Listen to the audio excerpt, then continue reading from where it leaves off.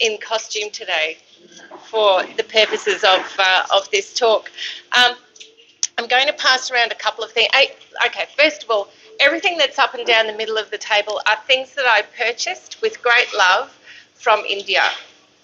Please have a look at them, touch them, feel them, and I will tell a story about one of them. So I'll ask somebody to choose something that's on the table there, and I will tell you the story of that thing. 28 days in India is impossible in 10 minutes, so I will tell one story about one thing, if that's okay. What I've made here is some chai tea. Everywhere you go in India, it's tradition that they just offer you chai, whether you're in a shop or a plaza or somebody's home, or it doesn't matter where you go, everybody offers you chai.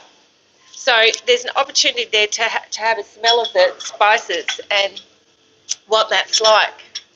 Down this other side of the table, I'll do it the same way.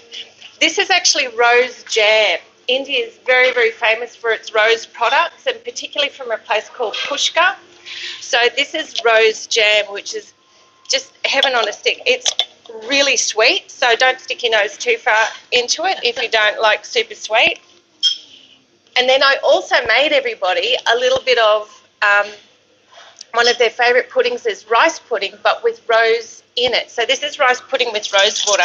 There are teaspoons for everybody, so scoot them down the table, and then we'll send this down, but maybe after the talk we'll send that down. So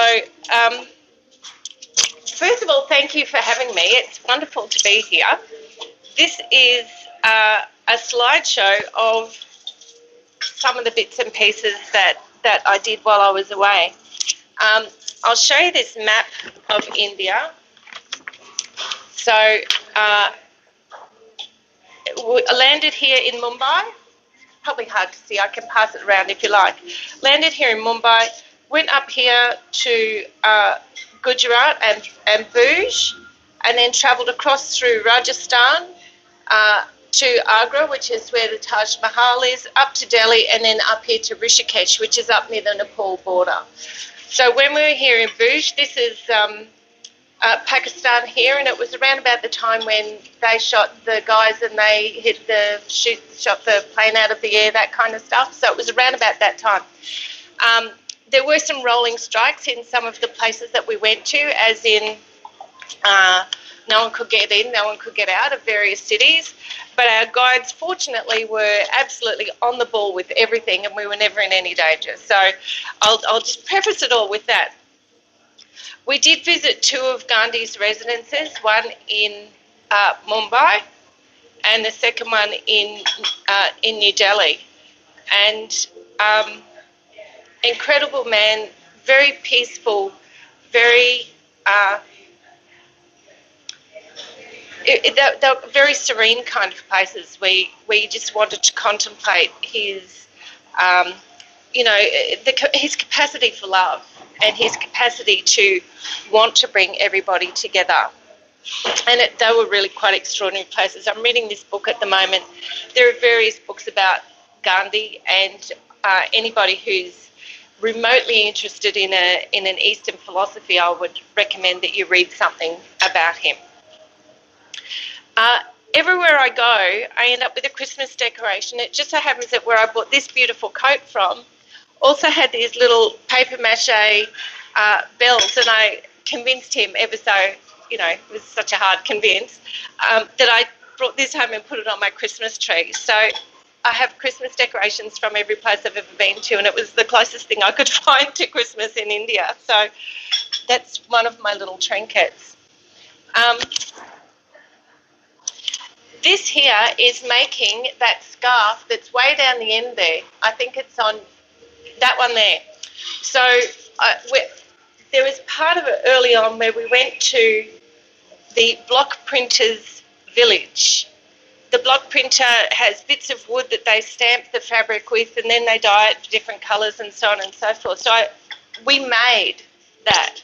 We called it the United Nations tour because there was people from all over the world on this particular part of our tour. We just combined with some other people. And I had the great fortune of being able to purchase that piece that we had all actually had a hand in making.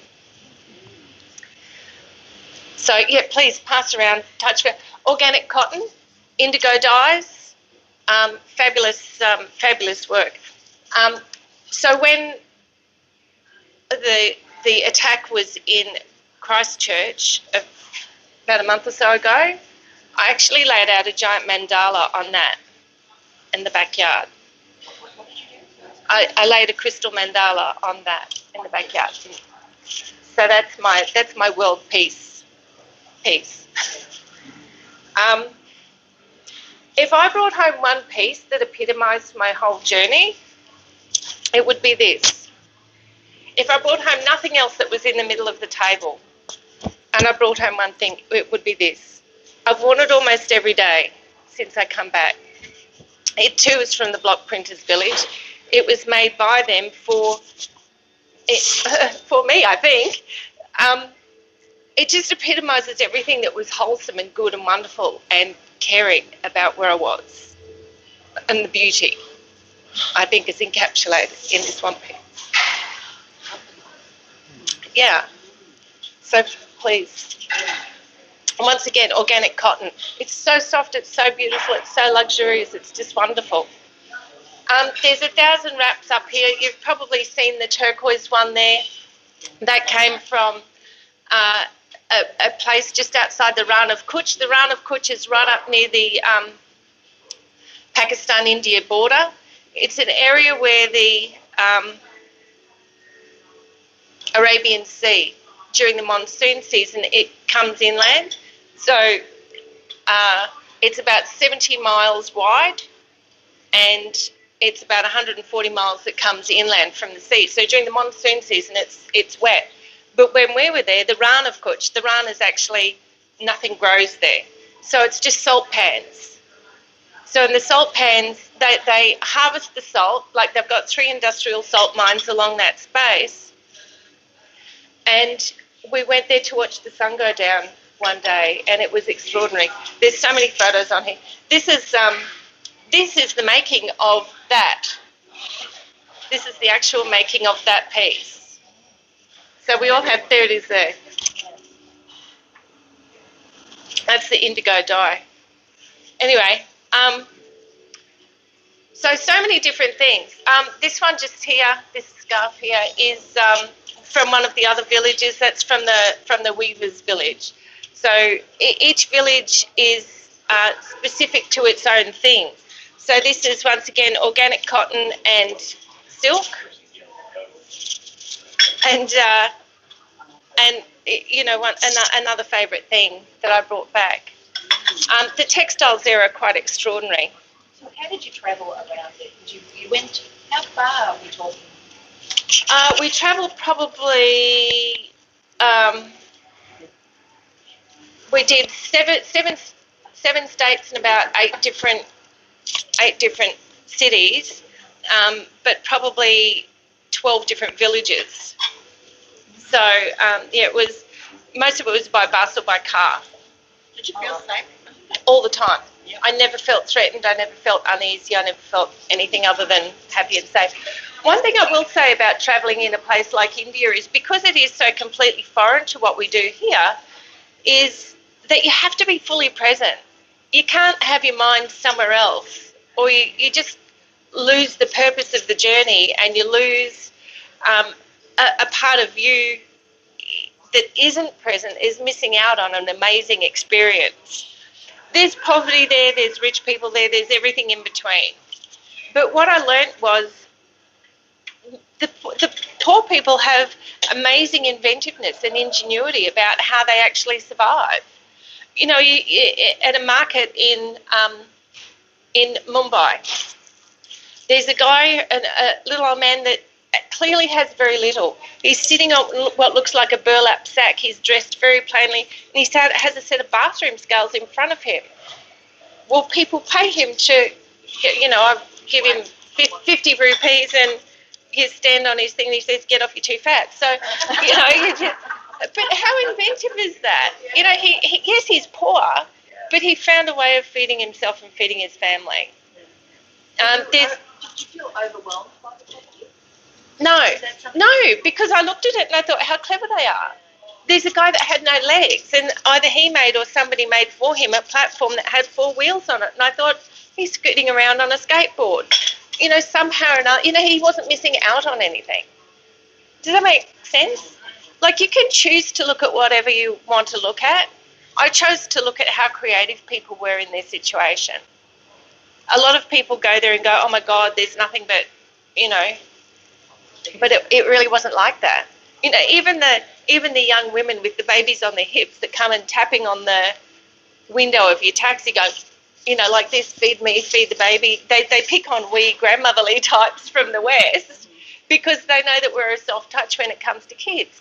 But the kids are fat and plump and bright eyes and all this sort of stuff, and they're smiling, and she pokes them a little bit, goes, you know. So, you know, they're clearly not starving. But that's how they've learnt to earn a living, is by begging.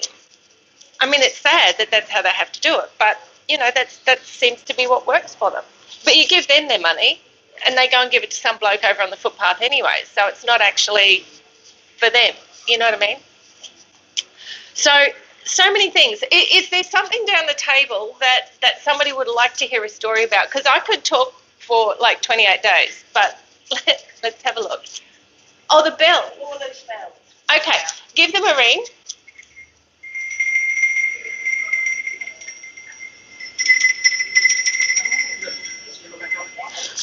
So we went to a bell maker's village.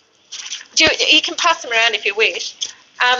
So the bell maker's village was in the state of Gujarat, out into central Australia or outback Queensland. Extraordinarily dry dust, that really superfine dust that gets into everything, up your nose, in your ears, down your throat, everything. It's like that for most of it. And what happens is you're driving down a road and then there's a little arrow on a tree that says go that way, and so the bus just leaves the road and heads off that way, and you're going, okay. And next minute we end up at this village. Oh, that was cute too. These are flamingos. That was down by the Arabian Sea. So the bell maker's village was extraordinary. So the bell maker we met, his photo was up there before, 13-year-old boy. He's an orphan. So he's being raised by his aunt and uncle and his grandfather. So his grandfather met us at the little workshop, which is attached to the, you know, house. And he was sitting there with all these beautiful bells, you know, like a whole pile of little tiny ones beside him. But they were for a show that was coming up. His uncle had gone to one of the cities nearby to sell some of their wares. And so this little boy of 13 was sitting there, and he had this anvil and so forth, and the hammer and all the rest, and, you know, very dexterous with their toes and all sorts of things. So they sit on the ground to do pretty much everything, from eating to working to whatever. There's a mat way down there that's got a bit of gold through it under those bells. That's the sort of mat that they would sit on to have their lunches. They would just put something like that down, and then they would just, you know, have the stainless steel bowls full of whatever that their lovely wives prepared. So this lovely little 13-year-old boy sat there, and like, because everybody on the bus wanted bells, and he didn't have enough. So what happened was we went to one of the other villages. I think we went to the Weavers' village. That was the day we went to the Weavers' village. So we did the bells and the Weavers on the same day, but we went from one to the other and back again so that we could collect our goods.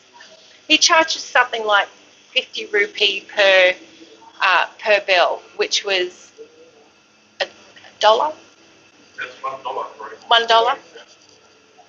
So, you know, you're looking at $4 worth of stuff, and they probably took him not all that long to make. But the whole process was really interesting. He went through the whole process. Yeah, yeah. I could just see his cute little face. He's just adorable.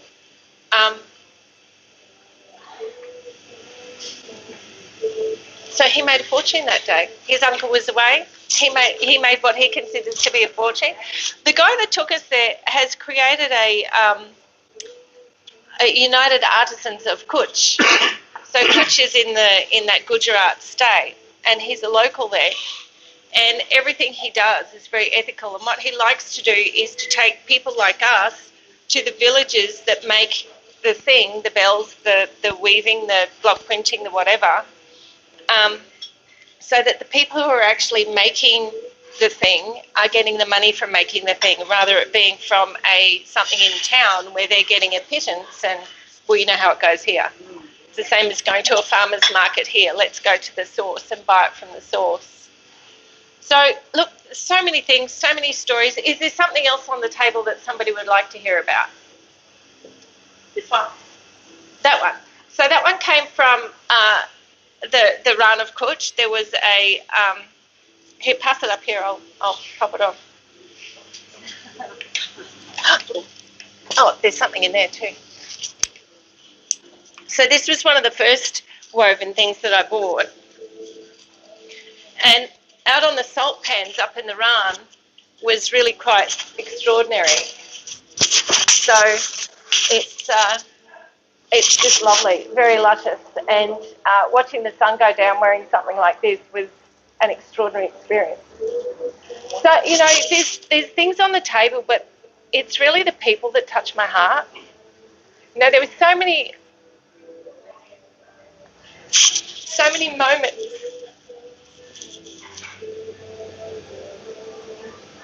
that were just very precious, very precious. And, you know, this is stuff, which is fine, and you support the local community by buying their stuff. But it's the story behind the stuff that means something. And I guess that's really my message. It's the people. You know, you can't go somewhere like that without having some kind of footprint on your heart. You just can't. So feel free, have a look, feel, touch, play with, whatever you like. Can I have a taste of something? Yes, absolutely. Can I ask a question? Please. First of all, I love the tactile delivery. That's really different to me. That's really special. So thank you so much. Oh, you're welcome. Really, really like that. Wonderful. Talking about the people now, as the slideshow was passing through, there's a white-haired man in a white shirt sitting down, right pretty much a guide engaging with him, and he goes to a photograph of his foot. Oh, yeah. Tell me about that. Okay. That was on our way to the Arabian Sea. We had spent so many days in villages with our beautiful guide, Kuldeep, and a very deeply principled man, extraordinary conversations that we had with him. Well, on the last day that we were with him, he, you know, I said something about, I haven't put my feet on the ground for, you know, since I left home, because I'm a barefoot crazy person.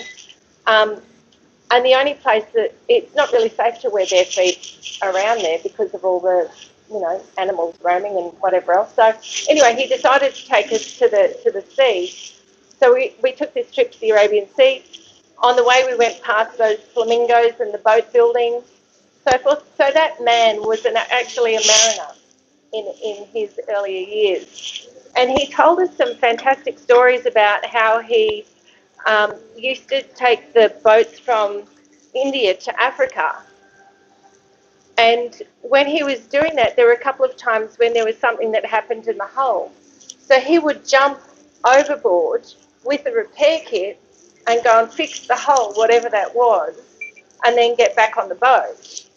So, you know, just extraordinary things like that. So Kuldeep remembered him from a previous visit to the area and just decided he wanted to pursue a conversation with him again. There was a man that you may have noticed standing a little bit behind him. He may have been his son or somebody that cared for the old man. And it's sad that he's starting to lose his faculties a little bit. But still he goes to the boat building area every day and he sits and he dreams about what he used to do. Is there a broader sense of community in India, or are there just these small communities that are sort of fairly exclusive and self-contained?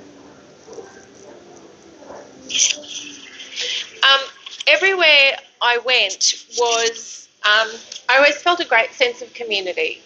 The small communities are fabulous and they all work incredibly well together.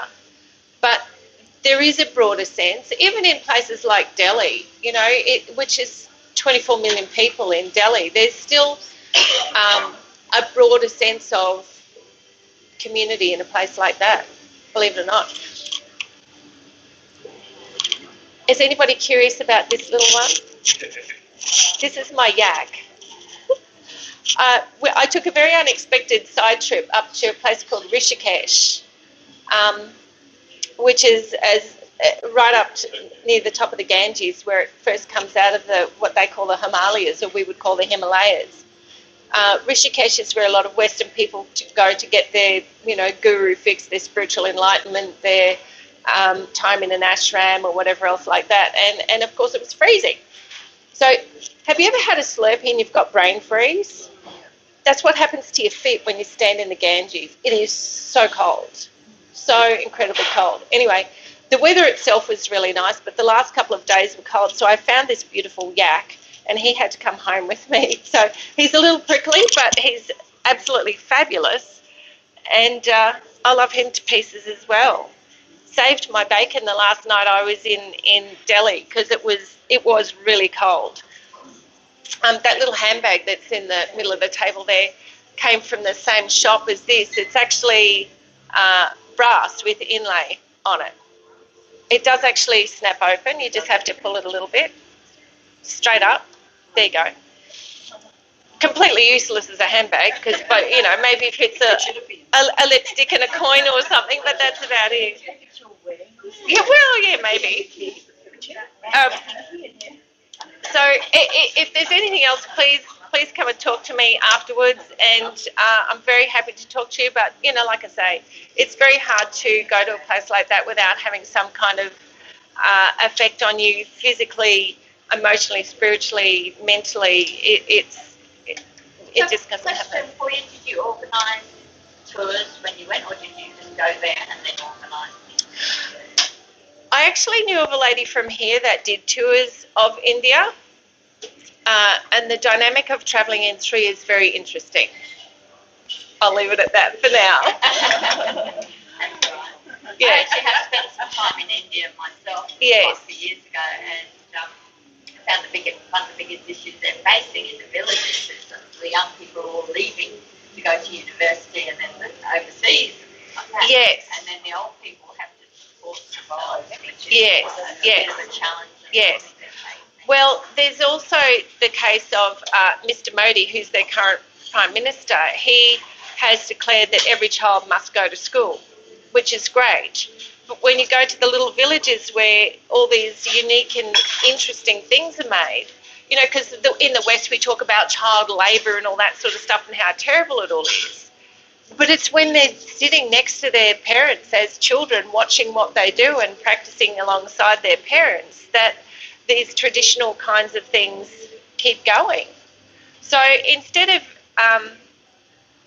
perhaps a more creative way for the children to be educated would be have 3 days at home learning the family craft and to do whatever you need to do. And then if they're gifted or if they're, whatever, some kids show an aptitude for learning, others show an aptitude for creative arts. So, God knows I went through school and further, and I'm more of a creative boffin than anything, really. I don't know that, do you know what I mean? So I think instead of imposing our needs upon their culture, then look at their culture and how can we help that without interfering too much in their history. Well, thanks very much.